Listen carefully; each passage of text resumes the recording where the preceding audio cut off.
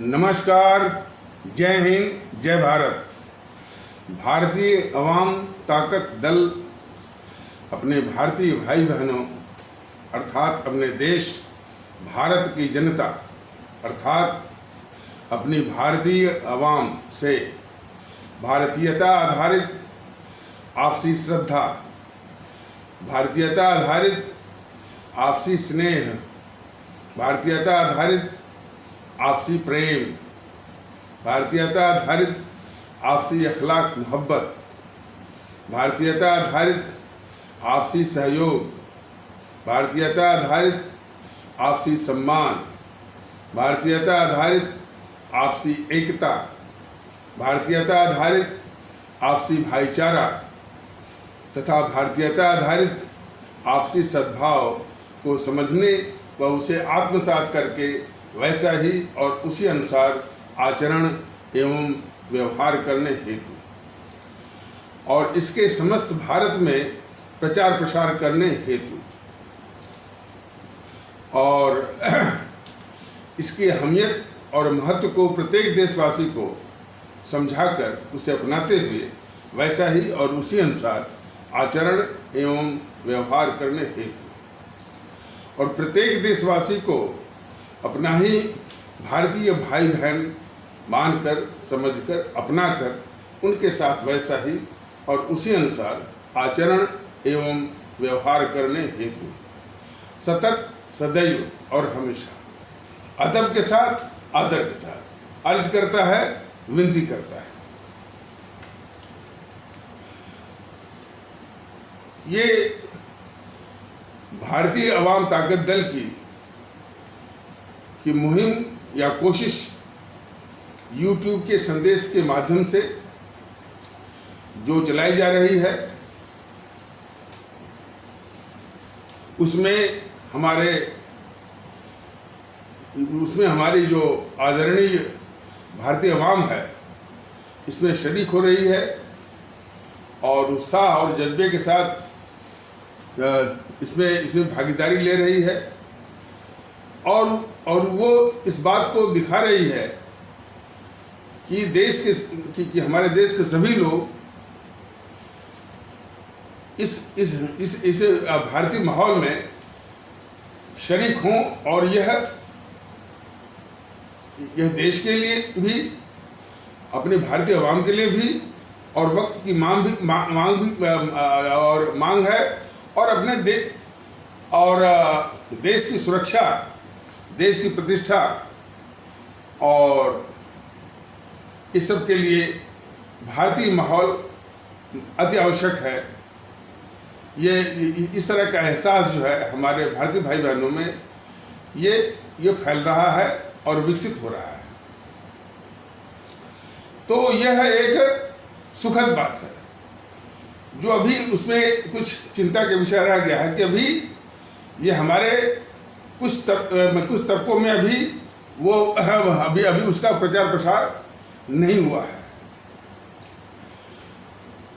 और कुछ ऐसे लोग माने जो कि कुछ हमारे भारतीय भाई जो कि भारतीय अवाम ताकत दल के पदाधिकारी से जब बात करते हैं तो उसी से पता चलता है कि कुछ मानसिकता किस तरह की काम करती है जो कि भारतीय एकता के लिए, भारतीय भाईचारा के लिए और भारतीय अखलाक मोहब्बत के रास्ते में किस तरह की वो बाधक है।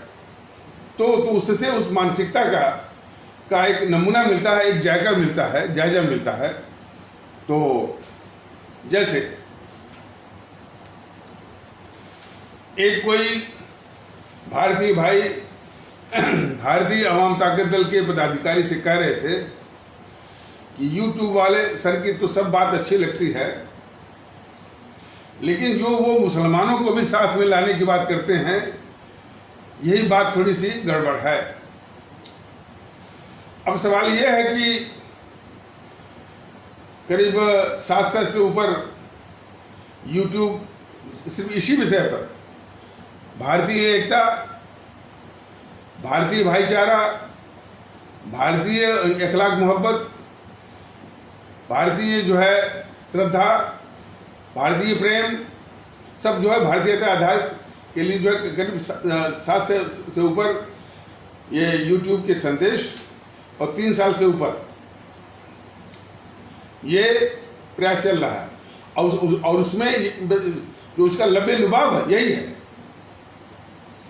अब इतने के बाद कोई कहे कि हमको तो ये अच्छी लगती है, और जो हालांकि और खास करके जो कहने वाले अब तक इतना भी नहीं समझे कि भारतीय जनता दल उनको मुसलमान कहना उचित नहीं मानता और मुनासिब नहीं मानता। इसीलिए उसने अपने भारतीय समाज के अलग अलग तबकों के लिए वो अलग अलग जो है शब्दावली भी संबोधन के लिए बनाई हुई है।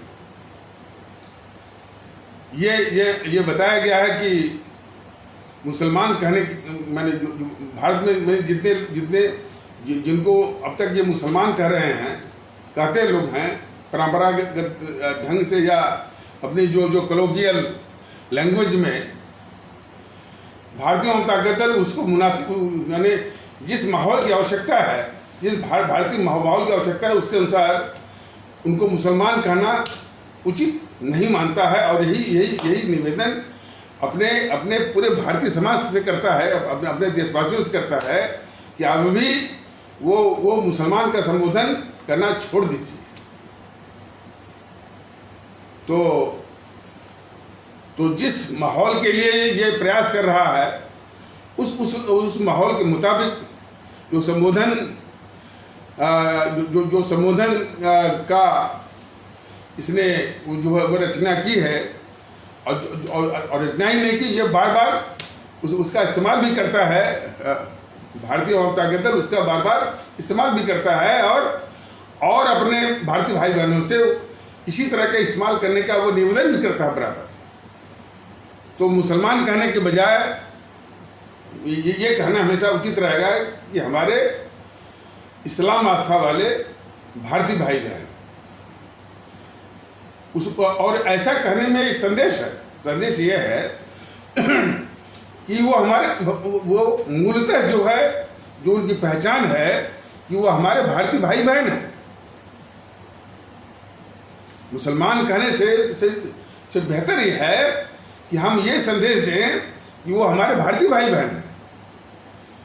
बस ये है कि उनकी आस्था इस्लाम की है, और वह भी उनसे भी यही अपेक्षा है कि हमारे भारतीय भाई बहनों का, हमारे भारतीय भाई बहनों के समाज का वो तबका जिनकी आस्था इस्लाम की है, वो भी अपने को मूलतः भारतीय ही समझे और कहें कि भाई इस्लाम की हमारी आस्था जो हमारी व्यक्तिगत है, ये इसको भी समझने की जरूरत है कि जितनी आस्थाएं हैं, किसी की इस्लाम में है, किसी के हिंदू सनातन में है, किसी की जो है वो ईसाई पंथ में है, किसी की सिख पंथ में है। ये व्यक्तिगत आस्थाएं हैं, और इसके लिए भी कई बार समझाया गया है और निवेदन भी किया गया है। व्यक्तिगत आस्था को व्यक्तिगत हद में व्यक्तिगत तौर तरीके से उसका निर्वहन करना है, और उसमें किसी व्यक्ति में किसी अन्य आस्था वाले के द्वारा या सरकार के द्वारा या किसी और तत्व के द्वारा और या किसी तंजीम या संगठन के द्वारा दखल करने का कोई भी अधिकार नहीं। व्यक्तिगत तौर पर आप अपने घर के अंदर जो भी विधि या जो भी आपका संस्कार है उसका निर्वहन करिए। घर के अंदर पूजा करिए, अर्चना करिए, घंटी बजाइए, धूपबत्ती दिखाइए, अगरबत्ती जलाइए, भजन करिए, कीर्तन करिए, जो भी है घर के अंदर इबादत करिए, सिजदा करिए, नमाज पढ़िए घर के अंदर। सामूहिक जीवन हमारा शुद्धता भारतीय और राष्ट्रीय है। यही निवेदन तो कर रहा है बराबर। जो आचरण हो रहा है हमारे भारतीय समाज में कि सामूहिक जीवन में जब ये कहा जाता है कि नहीं, गर्व से कहो कि हम हिंदू हैं, यही भारतीय जो भारतीय अवधारणा है और जो भारतीय व्यवहार होना चाहिए उसके सर्वथा विपरीत भी है और इस देश के लिए खतरनाक भी है। और उसी प्रकार या इसी की प्रक्रिया में जब ये कहा जाता है कि फक्र से कहो, गर्व से कहो कि हम मुस्लिम हैं, तो उसी प्रकार का जो है ये हमारे भारतीय समाज के लिए, भारतीय माहौल के लिए ये खतरनाक है। और उसकी इजाज़त भारतीय अवाम ताकत दल के अनुसार हरगिज़ नहीं दी जाएगी और दी जानी चाहिए। भारतीय अवाम ताकत दल का क्योंकि शासन नहीं है और यदि अवाम ये चाहती है कि इस तरह का माहौल हो, तो जो चुनावी प्रक्रिया जो अभी शुरू होने वाली है, आगामी जो विधानसभा है इसका उत्तर प्रदेश का 2022 वाला, उसमें ये पूरी ताकत के साथ, पूरे दमखम के साथ, पूरे जज्बे के साथ, पूरे बूते के साथ सभी 4 से 3 सीटों पर उतरेगी। अंजाम चाहे कुछ भी हो, लेकिन पूरी ताकत के साथ। और अंजाम क्या मतलब कि यदि हमारी आवाम इसी माहौल को चाहती है तो निश्चित है कि वो कटिबद्ध प्रतिबद्ध होकर के और जो है और अपने को भारतीय मानते हुए, और देखिए ये एक न एक दिन, मान लीजिए हम ये कहते इस दुनिया से चले जाएं, कोई बात नहीं है, लेकिन एक न एक दिन भारत के अस्तित्व के लिए, भारतीय माहौल के लिए ये मानना पड़ेगा आपको। इस बात को छोड़ना ही पड़ेगा कि गर्व से कहो हम हिंदू हैं। इस बात को छोड़ना पड़ेगा कि गर्व से कहो हम मुस्लिम हैं। इस बात को आपको छोड़ना ही पड़ेगा कि गर्व से कहो हम ईसाई या सिख हैं। ये जितने भी स्थानीय परोकियल, संकीर्ण और भारत विरोधी ये जो पहचान के साथ जो लोग क्लिंगिंग किए हैं, चिपके हुए हैं, और जो कि भारतीय समाज के लिए बहुत खतरनाक है, उसको छोड़ना पड़ेगा।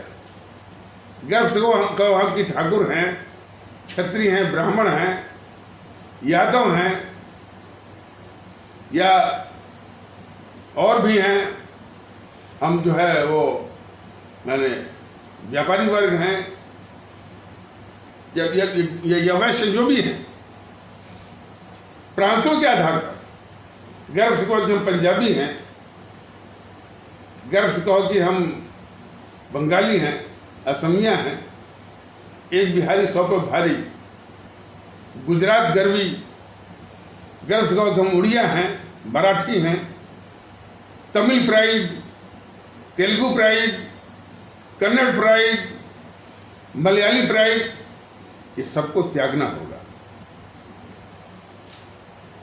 भारत जो अपना ये राष्ट्र भारतवर्ष है, ये बहुत ही महान है, लोग भी बड़े बेहतरीन हैं, लेकिन सारा कुछ बर्बाद हो रहा है इसी में कि भारत में रहते हुए भी जो है भारतीय मानने के बजाय वो जो क्षुद्र किस्म की, संकीर्ण किस्म की, पैरोकियल और कॉन्स्ट्रिक्टेड जो आइडेंटिटीज है, जो पहचान है, उसी के साथ चिपक करके जो है, यानी चिपक करके भारतीय माहौल को तहस नहस कर रहे हैं। और खतरा इतना ही नहीं है, बल्कि उसी के आधार पर तमाम तंजीमें बनी हुई हैं। अखिल भारतीय क्षत्रिय महासभा, अखिल भारतीय ब्राह्मण महासभा, अखिल भारतीय यादव महासभा, अखिल भारतीय वैश्य महासभा, अखिल भारतीय जो है वो मजलिस इत्तेहादुल मुस्लिमीन, ऑल इंडिया मजलिस, मुस्लिम मजलिस, ये सब के सब जो है भारत विरोधी जो है ये भारत विरोधी तंजीमें हैं और भारतीय एकता के लिए सबसे बड़े बाधक हैं। इनको ध्वस्त करना होगा। ये दिमाग में बिठा लीजिए कि यदि भारतीय एकता लानी है, इस तरह की सारे संगठनों को, सारे तंजीमों को ध्वस्त करना होगा भारतीय माहौल के लिए और भारत राष्ट्र के अस्तित्व के लिए। तो उसमें कोई ये कहे कि भाई ये भारतीय जनता के दल की बात सब तो सही है, लेकिन जो मुसलमानों के साथ में लाते हैं, तो एक तो संबोधन ऐसी मानसिकता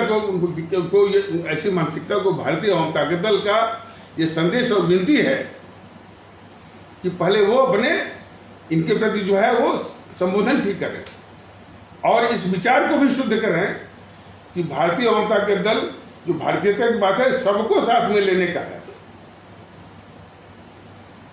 कोई जो है किसी को भी वो कोई छूट न जाए, यही प्रयास है। और उसमें जो सबसे इम्पोर्टेंट कंपोनेंट है, जो सबसे महत्वपूर्ण और आवश्यक जो अवयव है, घटक है, वो ये है कि सबको बराबरी के आधार पर जो है सबको सम्मान देना। यही कमी जो है हमारे भारतीय समाज की, यानी अपने भारतीय समाज में एकता का सबसे बड़ा ये वो रोड़ा है कि जो हम नहीं, थोड़ा सा मैंने भूल हो गई, कुछ तत्व इससे हमारे भारतीय समाज के, सभी नहीं, कुछ तत्व ऐसे हैं जो कि हमारे भारतीय समाज के कुछ तबकों को सम्मान देने के लिए मानसिक रूप से तैयार नहीं है।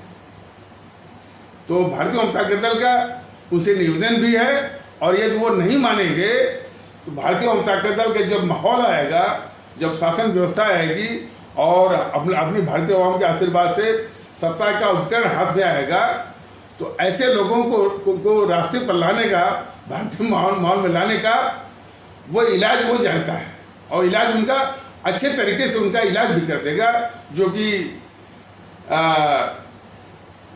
कि हमारे सभी भारतीय भाई बहनों को बराबरी के आधार पर किस तरह से सम्मान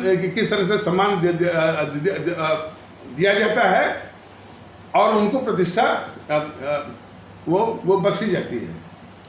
ये अच्छे तरह से ऐसी मानसिकता वालों का इलाज जानता भी है और कर भी देगा जब भी मौका आएगा। अब मौका कब आएगा कि जब हमारी भारतीय आवाम जो है अपने आशीर्वाद से सत्ता का उपकरण भारतीय जनता के दल के हाथ में वो सौंपेंगे। ऐसी मानसिकताओं के कई नमूने हैं। अब ये और वो नमूने से मतलब है कि वो मानसिकताएं कुछ व्याप्त हैं और काफी वो नुकसान भी कर रही हैं। ये मुख्यमंत्री महोदय योगी आदित्यनाथ, हमारे उत्तर प्रदेश के माननीय मुख्यमंत्री श्री योगी आदित्यनाथ जी, वो अखिलेश को संबोधित कर रहे थे। उनके पिता के लिए बोल रहे थे अब्बा जान। कहने में तो यानी बात बड़ी छोटी सी है, लेकिन उनकी प्रवृत्ति को दर्शाता है कि क्या वो यदि अखिलेश के लिए जो है अखिलेश यादव को उनके पिता के लिए ये जो अब्बा जान कह देंगे, तो क्या ये बहुत घृणित जो है या डिस्पिकेबल और डिस्पिकेबल जो है ये चीज बन जाएगी? घृणित यानी बहुत ही वो हेय या घृणित चीज बन जाएगी। ये मानसिकता है वो माननीय मुख्यमंत्री श्री योगी आदित्यनाथ जी की। अब बात यहीं तक सीमित नहीं है, इस पर वो सवाल किए जा रहे हैं कि आपने ऐसा कहा, तो ये मानसिकता व्याप्त है। अरे भाई, कोई अब्बा जान का है, कोई वालिद का है, कोई पिता का है, इसमें फर्क क्या है? ये फर्क कोई करता है तो कोई फर्क जो उस मानसिकता के कारण है। कोई पिता का है, कोई अब्बाजान का है, भाईजान का है, फादर का है, सन का है, कोई फर्क नहीं है। ये सारे संबोधन जो है इसी देश में है, लेकिन उसके आधार पर वो मानसिकता और घटिया किस्म की, जो कहने वाला भी और इस पर सवाल करने वाला भी, और ये मानसिकता व्याप्त है। व्याप्त माने ऐसा नहीं कि इसका काफी ज्यादा असर है, इस तरह की मानसिकता है, मौजूद है। और इसी तरह की अन्य भी मानसिकताएं हैं। वो बताया गया था कि वो जनता के संपर्क में जब जा रहे थे तो एक सज्जन कुछ इसी मानसिकता के थे, तो उन्होंने जो इस दल का नाम है भारतीय अवाम ताकत दल, तो इस नाम पर ही जो है वो प्रहार कर रहे थे वो, लेकिन अपनी उस मानसिकता से बाध्य होकर के कर रहे थे क्या ये मुसलमानों की पार्टी है? तो भारतीय अवाम ताकत दल ने कई बार कहा है कि इस तरह के खुराफाती मानसिकता वालों को जवाब भी उसी तरह माकूल रूप में दिए जाने की आवश्यकता है। और हमने वही कहा कि आपके प्रश्न करने का जो तौर तरीका है वो दर्शाता है कि आपके दिमाग में कोई खुराफात पल रहा है। और वो खुराफात यही है कि भाई ये उर्दू नाम क्यों है? तो उनको बताना पड़ा है कि आपके और हमारे बाप दादा जो है वो इसी जुबान का प्रयोग करते थे, और ये उर्दू जुबान जो है हिंदी की तरह अपने देश की एक सम्माननीय भाषा है। इसको समझ लीजिए। और यदि आप इसको कहेंगे कि ऐसी किसी वो तबके विशेष की भाषा है, ये आपके मानसिकता का एक खोट है, दोष है। तो जब इस तरह से उनको जवाब मिला, तो ऐसे मानसिकता वाले जब उनके पास कोई जवाब नहीं रहता, तो उनके पास एक रटा जवाब होता है, अरे साहब आप नाराज हो गए। जब उनको माकूल जवाब मिल जाता है तो बोलना कि अरे साहब, मैंने भाई वो नाराज ना तो मैं हुआ, और मैं उम्मीद करता हूँ न तो आप वो नाराज हुए, और होना भी नहीं चाहिए, लेकिन अपनी मानसिकता को दुरुस्त करिए, इसकी आवश्यकता है। जो इस्तेमाल करते हैं वो भी अपने भारतीय भाई बहन हैं। उर्दू जबान भी हिंदी के ही समान जो है वो एक सम्माननीय जुबान है और अपने देश की जुबान है। तो प्रयोग करने वाले भी अपने लोग हैं, और हमारे खुद बाप दादा जो है इस जुबान का प्रयोग करते थे। यदि ये दिमाग में हो तो फिर ऐसी इस तरह की खुराफात जो है वो पल नहीं सकती। तो इस तरह की तमाम जो मानसिकताओं को ध्वस्त करने की जरूरत है, बुलडोज करने की जरूरत है।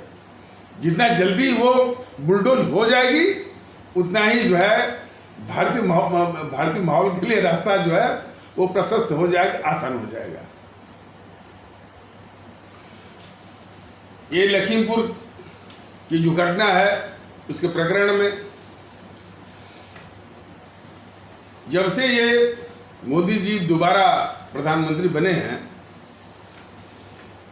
उसके पहले 5 साल हो रहा है, तो जीएनपीसी वालों को और उसके साथ ये वामपंथियों को ये उम्मीद थी कि चलो भाई ये 5 साल तो कट गया, लेकिन हम इसमें जो है वो पलट देंगे, और ऐसा वो पलटते रहे हैं। लेकिन वो दोबारा आए मोदी जी और अधिक ताकतवर बन के आए, तब इनकी उम्मीद वो धूमिल पड़ गई कि हम जो है वो सत्ता में वापस नहीं आ सकते। वापस कैसे आएंगे कि इस देश में आग लगाएंगे, इस देश को अस्थिर करेंगे। ये सभी हमारे भारतीय भाई बहन जान लें, और ये जो खेल खेल रही है बीजेपी, और जो ये खेल खेल रहे हैं मोदी जी, वो भी जान लें। मोदी जी ये सोचते हैं कि हम वो 75 लाख वो घर का दान कर देंगे, हाईवे बनवा देंगे, एक्सप्रेसवे बनवा देंगे, डेडिकेटेड फ्रेट कॉरिडोर बनवा देंगे, भारतमाला जो है एग्जीक्यूट कर देंगे, और सागरमाला एग्जीक्यूट कर देंगे, और तमाम वो जो रेलवे एयरपोर्ट को मॉडर्नाइज कर देंगे। तो इस मुगालते में न रहें। देश के खतरनाक दुश्मनों को पाल करके आप जो ये कर रहे हैं, तो ये सब आपका व्यर्थ हो जाएगा। देश की सुरक्षा यदि ये सुनिश्चित रहेगी तभी वो काम आएगी। मोदी महोदय, इतनी छोटी सी बात, इतनी मोटी सी बात आपकी समझ में नहीं आ रहा है। दूसरी चीज, जब ये कार्रवाई की बात की जाती है, कार्रवाई में कायरता की हद है। जो इनके सिखाए पढ़ाए छुट भैया आकर के बात करते हैं भारतीय जनता दल के पदाधिकारी से, सिखाए और इस जो सिखाए पढ़ाए आते हैं उनके विषय में भारतीय जनता दल ने बराबर कहा है कि ये सिखाए पढ़ाए तोते हैं, केज्ड पैरट हैं। और केज्ड पैरट का इस्तेमाल किसने किया था? माननीय सर्वोच्च न्यायालय ने सीबीआई के लिए भी किया था, कि सीबीआई को उनके जो आका लोग जो हैं, उनके मंत्री, उनके प्रधानमंत्री जो सिखाते हैं वही आकर के सुप्रीम कोर्ट में बोलती है वो। तो बीजेपी के जो आका लोग हैं, जो छुट भैयों को सिखा पढ़ा करके तोते की तरह जो भेजते हैं, केज्ड पैरट की तरह भेजते हैं। हालांकि कोई बात वो कन्फ्रंट होने पर, सामना होने पर वो इनकार भी कर सकते हैं, ऐसी बात नहीं है। लेकिन जो बताया जा रहा है कि उनकी मानसिकता क्या है, मैं उसकी मानसिकता को पढ़िए, समझिए, इसको गौर करिए। तो वो जो केज्ड पैरट जो आते हैं, जो कि बात करते हैं इस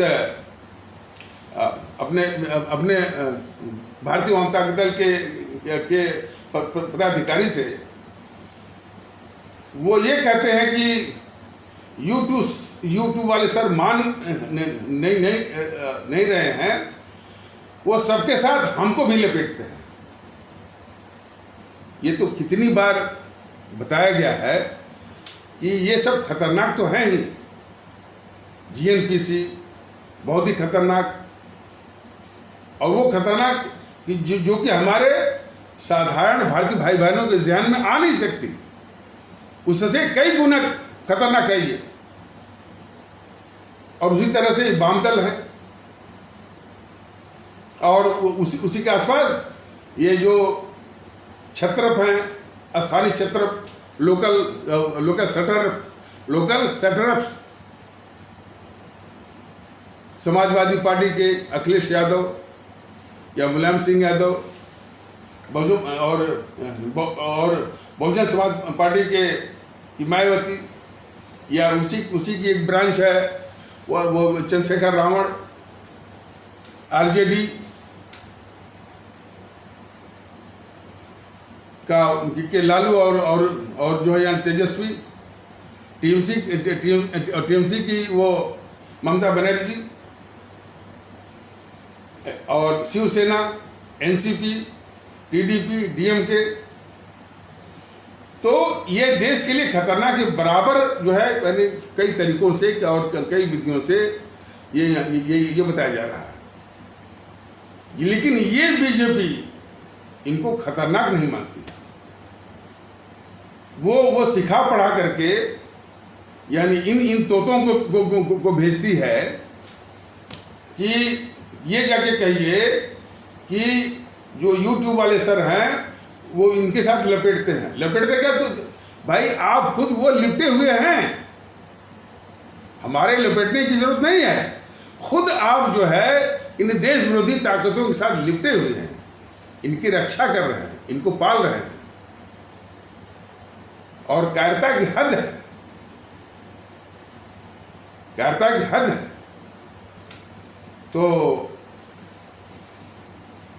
तो वो आकर के ये तर्क गढ़ते हैं। और देखिए उनके तर्क गढ़ने से ही जो है उनके मन में क्या पल रहा है ये साफ वो स्पष्ट होता है।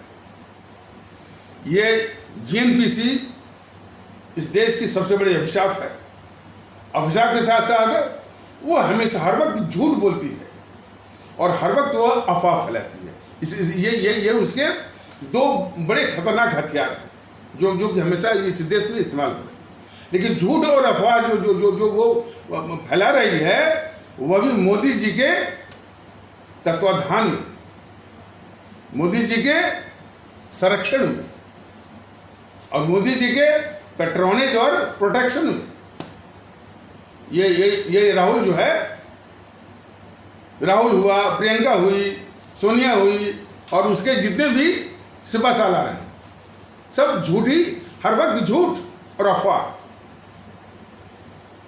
क्योंकि अपराधियों के ये सबसे बड़े हथियार होते हैं, झूठ और अफवाह। और इसका पूरा मौका जो है ये श्री मोदी जी और बीजेपी वाले दे रहे हैं। कोई भी चीज लीजिए, जब से सीए बना, कृषि कानून बना, ये कहते हैं कि हमारे पास जो है 12 करोड़ कार्यकर्ता है। देश इनसे सवाल ये कर रहा है कि आखिर ये 12 करोड़ कार्यकर्ता किस लिए है? सिर्फ चुनाव जीतने के लिए, सिर्फ चुनाव जीतने के लिए और सत्ता हथियाने के लिए है? देश में जो ये देश विरोधी ताकतें जो है हर मौके पर आग लगा रहे हैं, आम भारतीय भाई बहनों का जीवन जो है वो नरक बना रहे हैं, उनको नारकी जीवन में झोंक रहे हैं। और किनका? जिन भारतीय भाई बहनों ने मोदी जी को सत्ता पर बिठाया है, इनको प्रधानमंत्री बनाया है, जो जिसका इस सत्ता का भोग कर रहे हैं, वो यानी उन भारतीय भाई बहनों का जीवन जो है नारकी बना रही हैं। ये देश विरोधी ताकतें किसी न किसी बहाने कभी सीए के नाम पर, तो कभी वो कृषि कानून के नाम पर, कभी किसान आंदोलन के नाम पर 2-2, 3-3 महीने रोड जाम, रोड ब्लॉक, चारों ओर से घेर लेना। जब इस तरह का अशांति रहती है, विध्वंस रहता है, तो आम आदमी ही पिसता है। गरीब और मजलूम पर सबसे अधिक मार पड़ती है। ये इतनी मोटी सी बात, इतनी छोटी सी बात मोदी जी और बीजेपी वाले इसको महसूस करिए, इसको समझिए। और ये जो है कार्रवाई बिल्कुल नहीं, मैंने सिर्फ जो है मैंने ये उम्मीद करते हैं कि जनता, देखिए इनकी मानसिकता क्या है, बीजेपी वालों की कितनी खतरनाक। जनता इनको एक झूठे राष्ट्रवाद के नाम पर इनको वोट दे दे और इनको प्रधानमंत्री बनवा दे और ये पूरे देश में घूमते रहें। ये बहुत ऊंचे मन से बैठ करके हमको हमको एक प्रलाप सुनाते रहें कि सबका साथ, सबका विश्वास और सबका विकास, सबका प्रयास, ये चार जुमलों वाला हमको ये प्रलाप ये सुनाते रहे। कोई समस्या आती है तो वो यही उसी जनता से उम्मीद करते हैं क्योंकि वही उसका वो हल निकाले।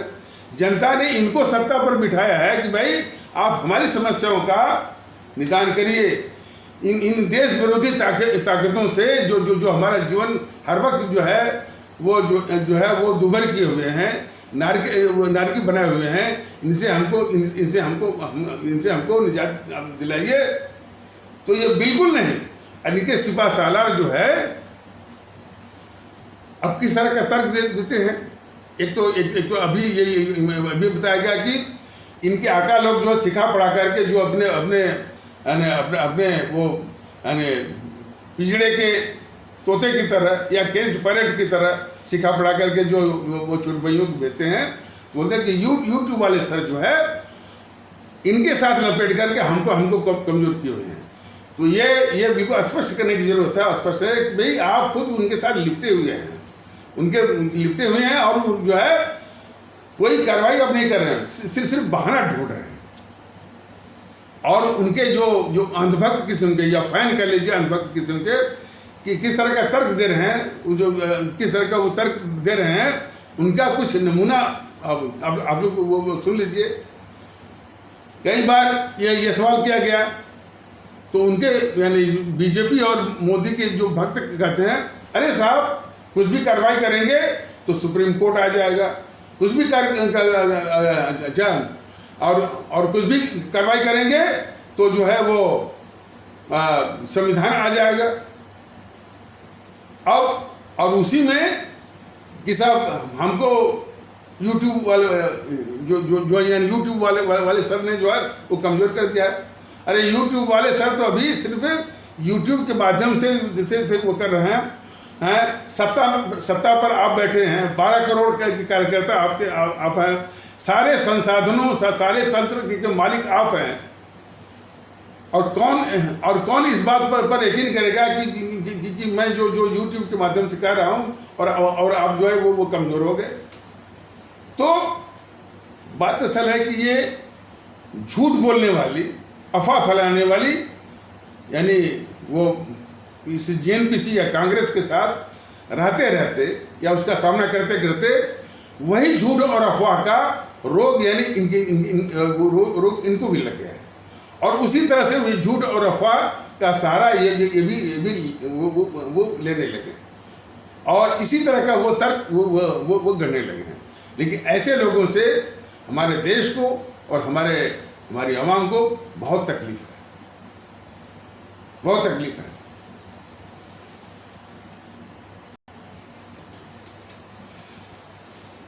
अब जैसे अब सवाल मान लीजिए वो राहुल गांधी किसकी उपज है? इंदिरा गांधी की। इंदिरा गांधी कौन है? वो कितनी बड़ी गद्दार। देखिए देश के गद्दारों को ये मोदी जेएनपीसी तो खुद पूजती है और देश के लोगों से पुजवाने के लिए वो प्रयास भी करती है। और वही चीज ये मोदी जी भी, इंदिरा गांधी कितनी बड़ी गद्दार है। मोदी जी और बीजेपी वालों आपको मालूम है कि नहीं है? चलिए इसी बात ले लेते हैं। खालिस्तानी आतंकवाद, भिंडरावाले सन 80 के दशक में भिंडरावाले को आगे बढ़ा करके भारत में खालिस्तानी आतंकवाद की नींव किसने रखी बताइए आप? देश जानता भी होगा और मैं इसको फिर से कह देता हूं, इसी गद्दार इंदिरा गांधी ने भारत में खालिस्तानी आतंकवाद की वो नींव रखी, वो जनरल सिंह भिंडरावाले को सामने लाकर। और फिर ये वो इंदिरा गांधी के भी काबू से बाहर हो गया और फिर वो पंजाब में एक पैरेलल गवर्नमेंट चलाने लगा, स्टेट मशीनरी वो चलाने लगा। सारे अधिकारी मंत्रियों को जो है वो डिक्टेट करने लगा। और कहाँ से? स्वर्ण मंदिर से। ये कट्टरवादी तत्व, खास करके हमारे सिख आस्था वाले भारतीय भाई बहनों के समाज से कट्टरवादी तत्व, वो ये मानने को तैयार नहीं है कि भिंडरावाले के उसमें भिंडरावाले के वो स्वर्ण मंदिर में जाने से स्वर्ण मंदिर वो अपवित्र हुआ। लेकिन हमारी जो सेना गई उसको निकालने के लिए, तो सेना के वो खिलाफ हो गए। हालांकि वो निकालने के लिए जो है कोई वो जगजीत सिंह अरोड़ा ही थे शायद, कोई बात नहीं है। तो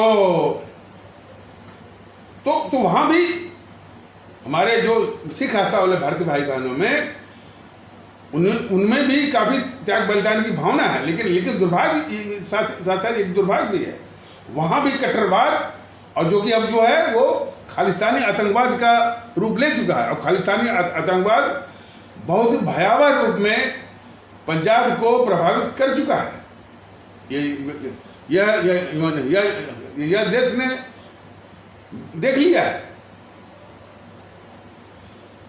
वो नरसिम्हा राव के ज़माने में कम से कम धन्य मनाइए कि नरसिम्हा की प्रधानमंत्री नरसिम्हा राव ने वो वहाँ का जो डीजीपी था केपीएस गिल, उसको पूरी छूट दे दिया। और केपीएस गिल ने खालिस्तानी आतंकवाद का खात्मा किया पंजाब से। लेकिन ये अकाली दल उसी केपीएस गिल के पीछे पड़ गई। अब उस अकाली दल को वोट मिल रहे हैं। यह अकाली दल जो है वो नशीली दवाओं, मैंने ड्रग की और इसी पर तमाम मैंने जो नशीली दवाएं हैं वो तमाम मैंने इतना बढ़िया हमारा भारतीय भाई बहनों का तबका ये पंजाब में वो और बच्चे नशीली दवाओं के शिकार हो रहे हैं। और इसी पर तमाम मैंने किताब लिखी जा रही है, उड़ता पंजाब, पता नहीं कौन सा पंजाब। अरे भाई, आप इस इतनी खतरनाक अकाली दल को समर्थन क्यों अब दे रहे हैं? सवाल इस बात का है कि मान लीजिए वो पंजाब का ले लीजिए, पंजाब के हमारे भारतीय भाई बहन उनको समझना पड़ेगा कि कौन सी उनकी वो मानसिक मजबूरी है। या तो इस देश के सबसे गद्दार जेएनपीसी को वोट करते हैं, या तो खालिस्तानी समर्थक जो है वो अकालियों को करते हैं, और जो है और लोग करते हैं। अरे भाई, ये इनको आप वोट नहीं करेंगे तो क्या देश नहीं वो चलेगा? देश न तो अकाली हैं, देश न तो जेएनपीसी है। और आप जो है वो भगत, और जब भी आंदोलन होता है तो आप लोग सिर्फ जो है वो भगत सिंह का फोटो लगाते हैं। सभी हमारे पंजाब में रहने वाले जो भारतीय भाई बहनों को बताना जरूरी है कि, और वो जानते भी होंगे, वो इस बात को जानते भी होंगे, लेकिन भारतीय जनता दल बता रहा है कि हमारे भगत सिंह जो है वो नास्तिक थे। मतलब कि वो किसी भी वाहे गुरु में, किसी भी ईश्वर में, किसी भी खुदा में और किसी भी वो गॉड में विश्वास नहीं करते थे। उनका एक ही विश्वास था, देश, भारत। तो क्या ये जो है तो क्या उस मानसिकता को सलाम करते हैं? ये बिल्कुल नहीं। कट्टरवाद ऊपर से, और वो फोटो लगाएंगे भगत सिंह का। भगत सिंह के लिए देश ही, भारत ही उनके लिए वाहे गुरु था, उनके लिए खुदा था, उनके लिए ईश्वर और गॉड था। इतनी छोटी सी बात, मोटी सी बात, जो फोटो लगाते हैं जब भी कोई आंदोलन होता है, तो समझते हैं कि जहाँ पर पांथिक वो कट्टरता वो चरम सीमा पर है। और यही नहीं, साथ में वो खालिस्तानी आतंकवादी भी रहेंगे, और जो है फोटो लगाएंगे भगत सिंह का। तो तो पंजाब के संबंध में मैंने ये कहा जा रहा है कि जो पंजाब में रहने वाले हमारे भारतीय भाई बहन हैं और उनका इतिहास और उनका योगदान जो है हमारे देश के लिए बहुत अप्रतिम रहा है, इम्पैरेलल रहा है। लेकिन आज जो जिस मानसिकता में फंसे हुए हैं, या तो देश की सबसे गद्दार जेएनपीसी को वोट करेंगे, ये अमरिंदर जो है अब जाकर के बोला कि सिद्धू देश के लिए खतरा है। अरे जेएनपीसी जो है खुद खतरा है इस देश के लिए, और जिसके मुख्यमंत्री रहे इतने साल तक वो मुख्यमंत्री रहे, इसका जवाब वो देंगे? नहीं देंगे ना। तो अवसर के अनुसार टुकड़े टुकड़ों में जो बात करते हैं वो अमरिंदर सिंह की तरह जो है बहुत ही जो है इस भारतीय समाज के लिए बहुत ही वो खतरनाक होते हैं। जब अवसर आया तो सिद्धू को बोल दिया, और सिर्फ सिद्धू को बोलने से क्या होगा? सिद्धू किसका दूध बन करके बाजवा को गले लगाने गए थे? अमरिंदर महोदय जरा ये भी देश को बताइए। और इस पर आपकी घिघी क्यों बंद हो जाती है कि वो जो गद्दार राहुल है उसी के आदेश पर ये सिद्धू महोदय गए थे अपने दुश्मन जो है दुश्मन देश के सेनाध्यक्ष बाजवा को गले लगाने के लिए। तो जब उसकी बात आएगी तो आपकी घिघी बंद हो जाएगी। और इतने साल, और आप जिस पार्टी के आप मुख्यमंत्री थे वो पार्टी ही गद्दार है इस देश की। अभी तो बताया गया ना कि खालिस्तानी आतंकवाद की नींव रखने वाली इंदिरा गांधी, एलटीटी की ट्रेनिंग, एलटीटी जो माने जो श्रीलंका में जो आतंकवादी तंजीम है उसकी ट्रेनिंग इसी गद्दार इंदिरा ने उसकी ट्रेनिंग इसी गद्दार इंदिरा गांधी ने देहरादून में करवाया था।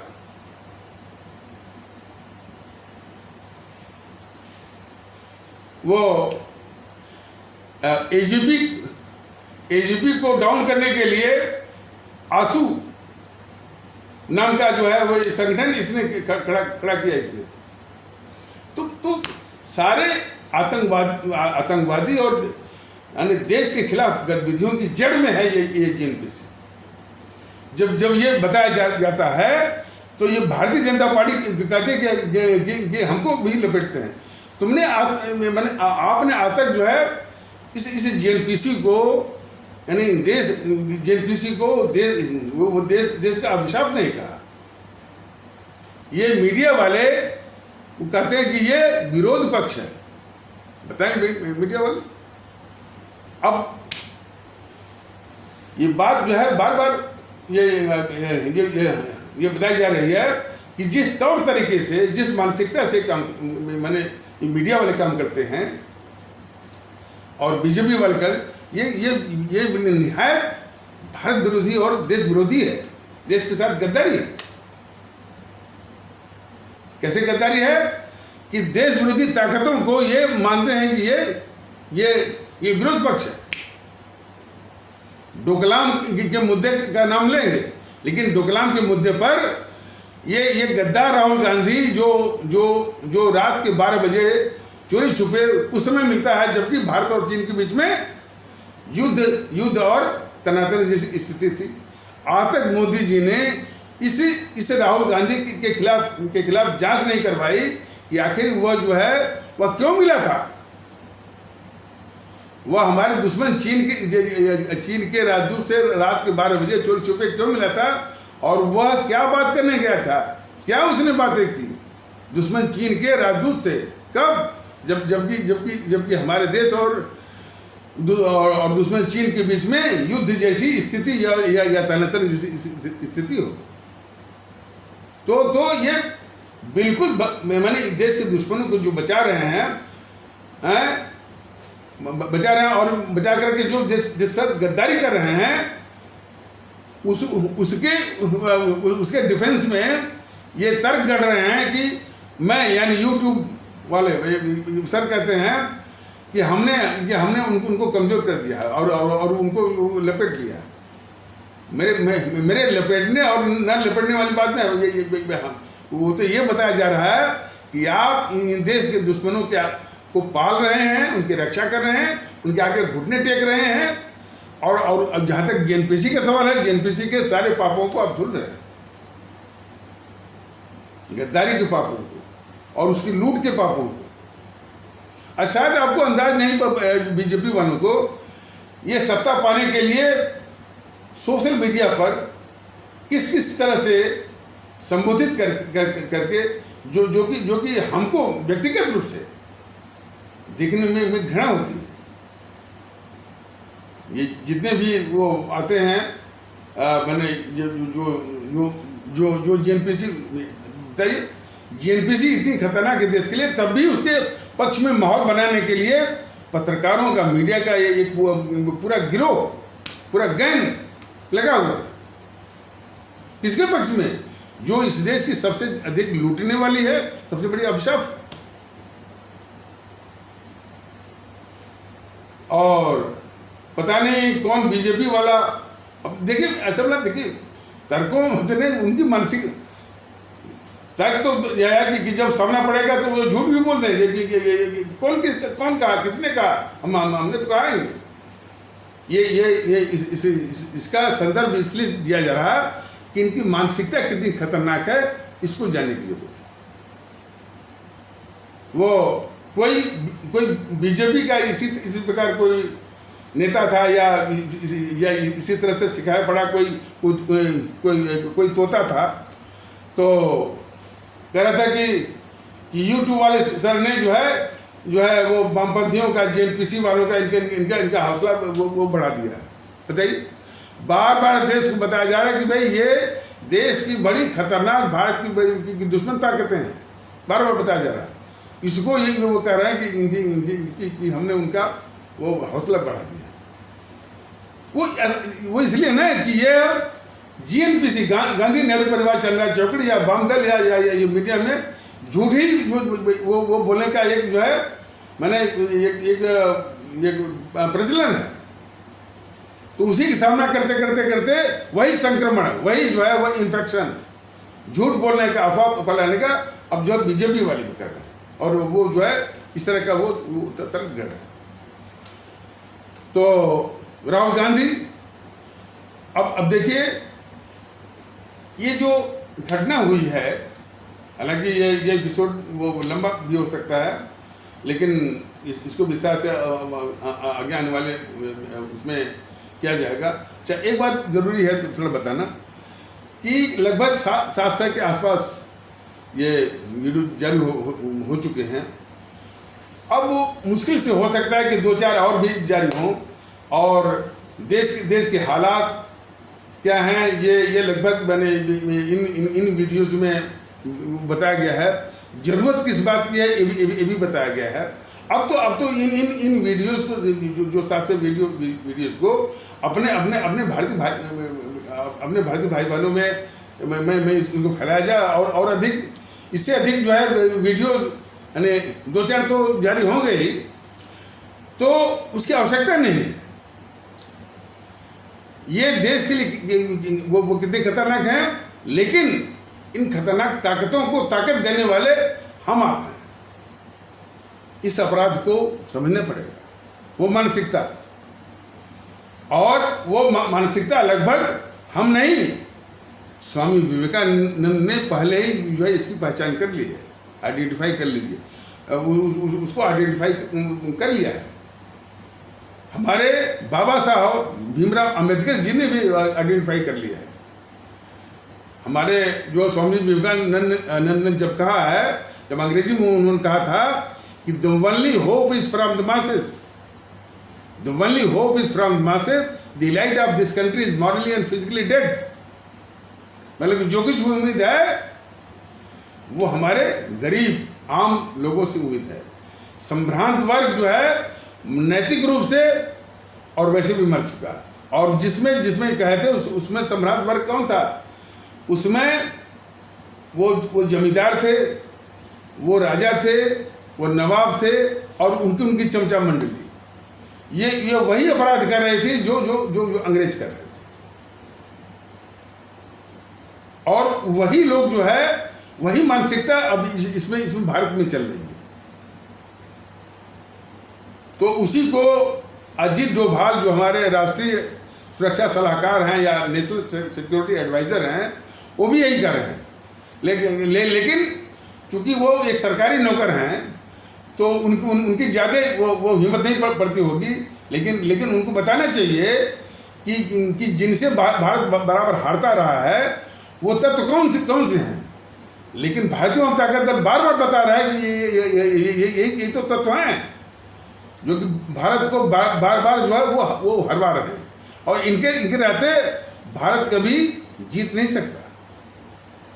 अब इनको हराने की जिम्मेदारी जो है, जो ये भारतीय जनता दल जो निवेदन कर रहा है अपने भारतीय भाई बहनों से कि आप लोग कम से कम भारतीयता के आधार पर जो संविधान का आदेश है, जो हमारे उन अमर शहीदों का आदेश है, वो हमारे अमर शहीद जो है हमारे परम आदरणीय राष्ट्रभक्त शिरोमणि नेताजी सुभाष चंद्र बोस से लेकर के जो है अमर शहीद रानी गडिली तक, यानी परम आदरणीय राष्ट्रभक्त शिरोमणि नेताजी सुभाष चंद्र बोस, शहीद आजम भगत सिंह, अमर शहीद चंद्रशेखर आज़ाद, अमर शहीद अशफाक उल्लाह, अमर शहीद खुदीराम बोस, अमर शहीद सुब्रमण्य भारती इत्यादि। तो इन लोगों ने जो कुर्बानी दी, शहादत दी, और इनकी कुर्बानी शहादत की बदौलत हम सभी को आज़ादी मिली। इन कांग्रेसी जो चमचों और जो है मुखबिरों के बदौलत हरगिज नहीं। तो उनकी कुर्बानी शहादत का भी यही पैगाम है कि हम सब एक हैं, भारतीय हैं। और बाबा साहब जो थे और इतनी बड़ी महान आत्मा के, उन्होंने भी कहा था कि हमारा समाज जो है वो जातिहीन समाज होना चाहिए कि हम और जिसमें कोई इस तरह के जाति का संप्रदाय के आधार पर कोई जो है कोई इसमें भेद बिल्कुल ना हो। तो ये उनका भी संदेश है। और उनके सहयोग से जो संविधान बना, वो भी कहता है with the people of India. तो तमाम महापुरुष, तमाम जो है महान आत्माएं और महान विचारकों ने कहा कि भाई हम सभी लोग बराबर हैं और हम लोग भारतीय हैं। इसी मर्म को, इसी मन को, इसी यथार्थ को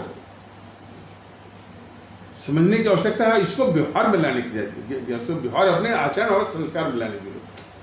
अब इसमें बाधक कौन है, ये बेहतर जो है जब आप करेंगे तो वो तत्व आते हैं। वो तत्व सिर्फ जो सत्ता हथियार, सत्ता पर जो काबिज होने वाले हैं, और वो जो काबिज होना चाहते हैं वो आपको बांट करके, भारतीय जनता दल आपको ताकतवर बना करके कि आप लोग एक होइए, और वो आपको बांट करके। लेकिन फिर भी फैसला आपके हाथ में है, और वो फैसला बिल्कुल शांतिपूर्ण ढंग से, वेलवेट रेवोल्यूशन, मखमली क्रांति, जिसमें यानी कोई परिश्रम नहीं करना है, कोई तकलीफ नहीं झेलनी है, न कोई आंदोलन करना है, न कोई और न कोई जो है वो धरने पर बैठना है, न कोई आमरण अनशन करना है, न कोई झंडा लेकर दौड़ना है, पसीना बहाना है। सिर्फ मन की ताकत, वो ताकत ईवीएम मशीन पर दिखाई दी। तब जाकर के ये समाज विरोधी ताकतें जो है, देश विरोधी ताकतें, भारत विरोधी ताकतें परास्त होंगी। और उनको परास्त करना है, बगैर उनके परास्त किए हुए न तो भारत को चैन है, न तो आपको चैन है, न तो भारतीय जनता दल को चैन है। चलिए और भी बताया जाएगा, लेकिन वीडियो जो है मुश्किल से यानी दो चार और जारी होंगे। इतनी सामग्री काफ़ी है बताने के लिए कि हम भारतीय भाई बहनों को करना क्या है, कौन समस्याएं हैं, और ये जो राजनीतिक दल हैं ये देश विरोधी ताकतें हैं और भारतीय समाज विरोधी ताकतें हैं। इनका इलाज जो है वो आपके हाथों में, और वो इलाज किए बगैर जो है भारत को और आपको शांति सुकून मिल नहीं सकता। तो इन्हीं आवश्यक शब्दों के साथ इस आवश्यक पर चर्चा को यहीं पर विराम दिया जाता है। तब तक के लिए नमस्कार, जय हिंद, जय भारत।